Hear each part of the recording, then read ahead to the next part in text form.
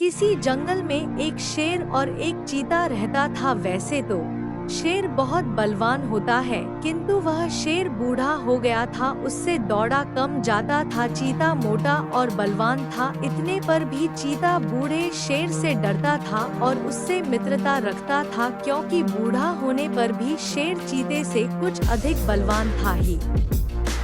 एक बार कई दिनों तक शेर और चीते में से किसी को कोई शिकार नहीं मिला। उन्होंने देखा कि एक छोटा सा हिरन पास में ही चर रहा है। चीते ने शेर से कहा, मैं हिरन को पकड़ता हूँ, लेकिन आप उस नाले के ऊपर बैठ जाए जिससे हिरन नाले में भागकर छिप न सके।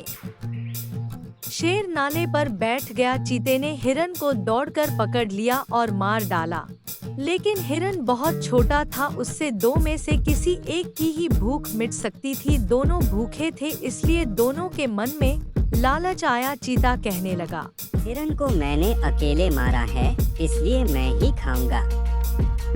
शेर बोला, मैं जंगल का राजा हूँ, हिरन मैं खाऊंगा, तुम तो दौड़ सकते हो, दौड़कर दूसरा शिकार पकड़ो।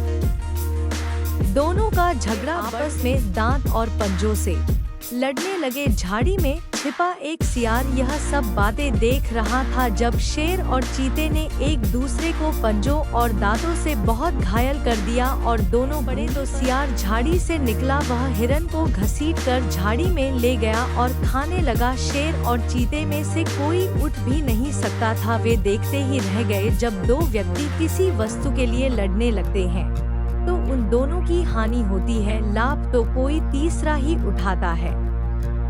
इसलिए आपस में लड़ना नहीं चाहिए। कुछ हानि भी हो तो उसे सहकर मिल से ही रहना चाहिए।